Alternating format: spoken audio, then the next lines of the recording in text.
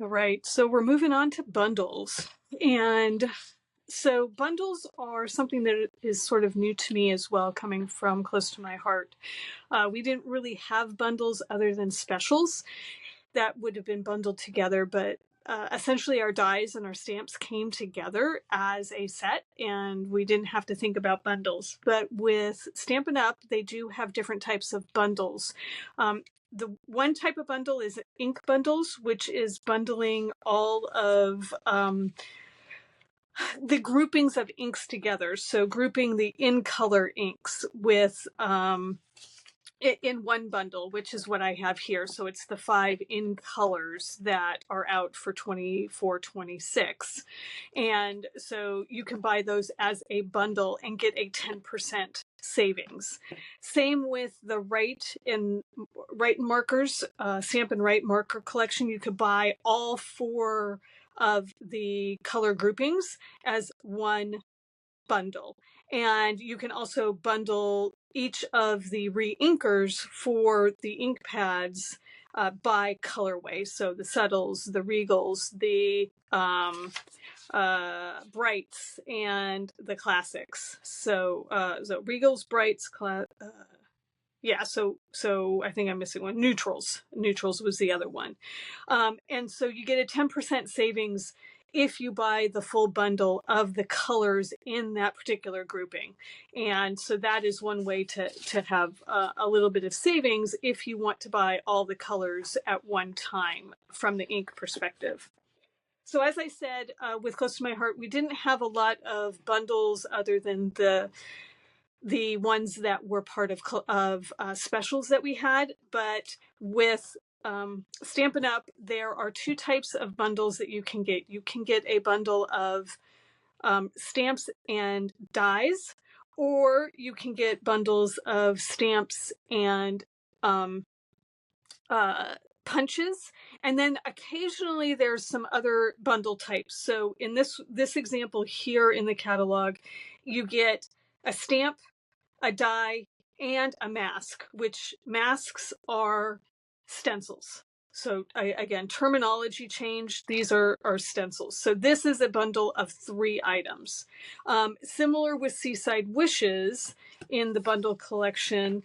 And if we look at that in the catalog, you get the stamp, an embossing folder, and the dies, right? So that's a different type of bundle where you've got not just the stamp and dies, but in this case, you also have an embossing folder where the die actually works with the embossing folder. It's a hybrid situation. So again, these bundles can be a collection of just stamps and dies, like you see over here on the left-hand side with the Inspiring Snapdragon. You get the stamp and the dies, or it could be something different. And a couple of these bundles have the option of either doing the die or the punch. So Labeled with Love, if you get the die version, the one with dies, you'll get 3 dies that will be the shape of the sentiment opening here. Or you could do the punch. You can grab the punch, and you would obviously have to punch it multiple times. It just creates one punch. The same with the Keeping Tabs. You can do that as a die or a punch. So again, there's different bundles depending on whether you like the dies or if you like punches instead. The last bundle is actually the block bundle. So the blocks that you would use for stamping, they have a bundle of blocks that you can buy instead of buying the blocks individually. So that's bundles. Hopefully that helps kind of orient you to terminology, as well as what's the difference between what we had with Close to My Heart and what we have now with Stampin' Up. All right, so let's talk about cards and card bases and some of the differences with Stampin' Up versus Close to My Heart. So Close to My Heart, we had card bases and envelopes that you could buy in the standard 5.5 by 4.25, as well as we had 5 by 7 cards, I believe, at one point, and we had the slimline cards. In Stampin' Up world, it's a little bit different. Most people make their own card bases, and they use colored cardstock a lot of times. They can use white, but they do tend to make their own card bases. And so it's a little bit different in the structure of how cards are handled. They also have the kits, which I'll talk about in a little bit, which comes with pre-done card bases that you can use. But again, they're usually printed card bases, not white card bases like we had in our card making workshops. So cards come in lots of different options. One is sort of this quick and easy option that they have launched, which you can get card bases that are pre-printed and envelopes that match them. And there's two different designs. And then they have the ephemera packs that you can use for those to embellish those cards. So the ephemera packs are meant to help embellish those cards, and then they have some sentiments that you can use. Again, trying to make it quick and easy, but a level up from the kits. And so that's nice. It's a nice option to have to create some of these quick and simple cards using the ephemera packs and using those particular stamp sets. The other option that they have put together is using these memory and more plus cards where you have 4x6 bases or 4x6 cards. We would have called these Picture My Life cards. That's how we pretty much use them. But we've got the 4x6s and you've got the 3x4 sizes here. And what they've done is they've created white card bases down here at the bottom that you can see, white card bases that will fit these particular cards. So what that means is that these become, the card base is the white, and then these cards get layered on top as fronts, card fronts, and they fit the card bases exactly. So there's a card base for the 3x4 size, and there's a card base for the 4x6 size, and then the matching envelopes that go with it. So the idea is to be able to make quick and easy cards again using these memories and more cards for something. You can also use these for scrapbooking. That's another thing that they're showing here, but they have had dual purposes with the making card bases available for them. The last thing that they offer is envelopes only. So like I said before, a lot of people in the Stampin' Up! World make their own card bases. They don't pre-buy card bases. And so what they have mostly are envelopes that you can buy to fit those card bases, so you don't have to make envelopes. And so they have a medium size envelope for the 5.5 by 4.25 cards, and they have a large envelope that fits a 5 by 3.5 card, which is a unique size. I don't know who uses that size, but that's a unique size.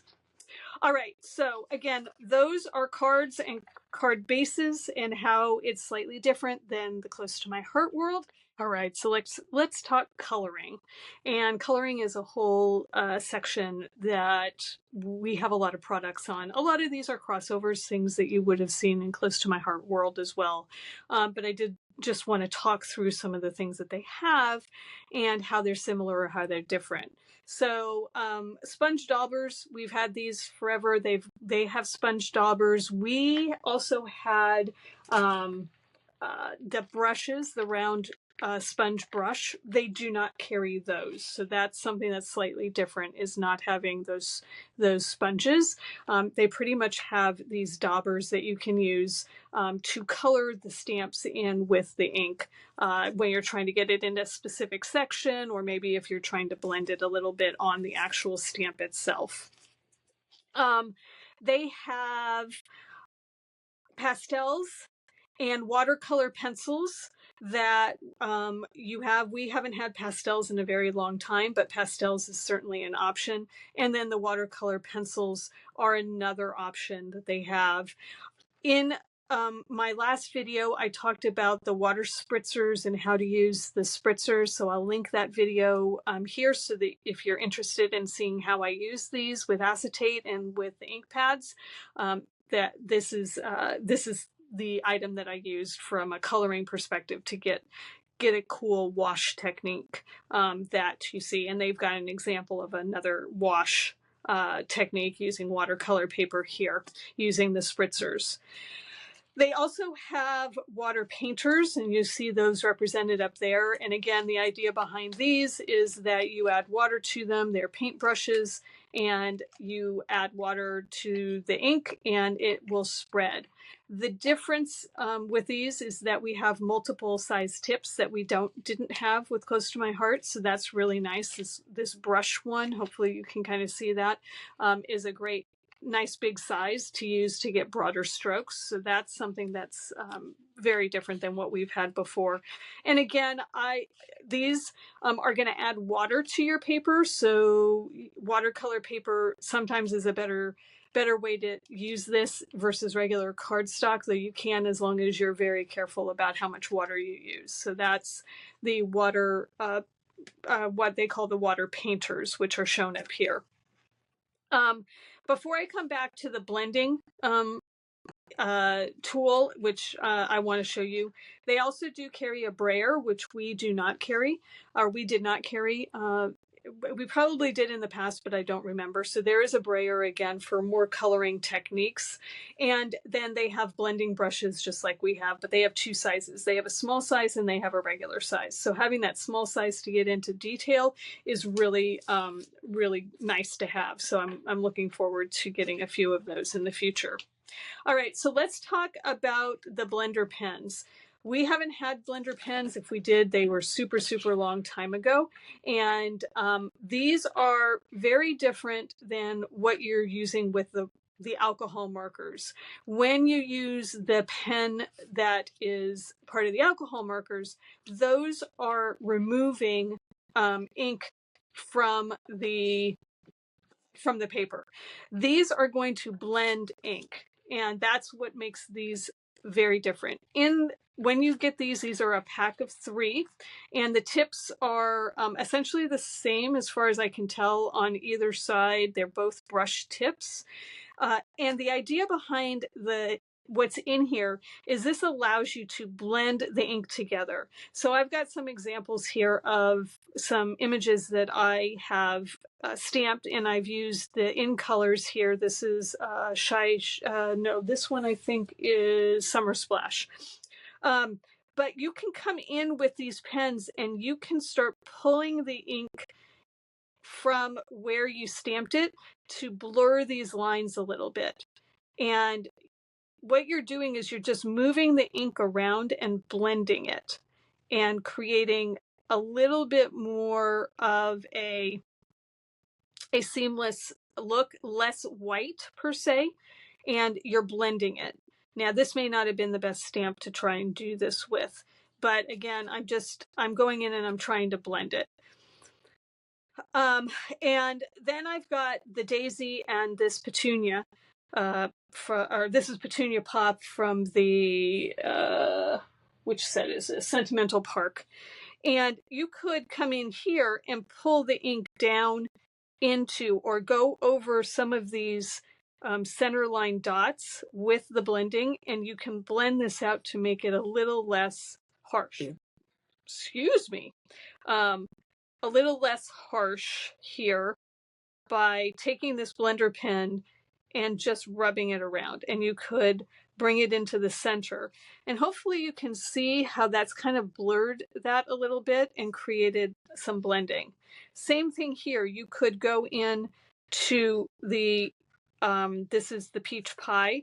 You can go into these stripes or these lines here, blend these out and kind of fill this in and create a little bit more color and dimension. And this one's a little bit harder to see. I think the Petunia Pop is showing up a little bit better than this one is. But the idea is you come in and you can blend out that ink and you can create shadows and create a little bit more dimension that maybe you couldn't have created with the stamp by itself or with the water. And I think hopefully that can be seen. All right, so one of the other options is I've stamped in a ink that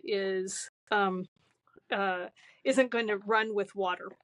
And I'm going to just press down onto the lid here, and I'm going to get some ink at the top of the lid.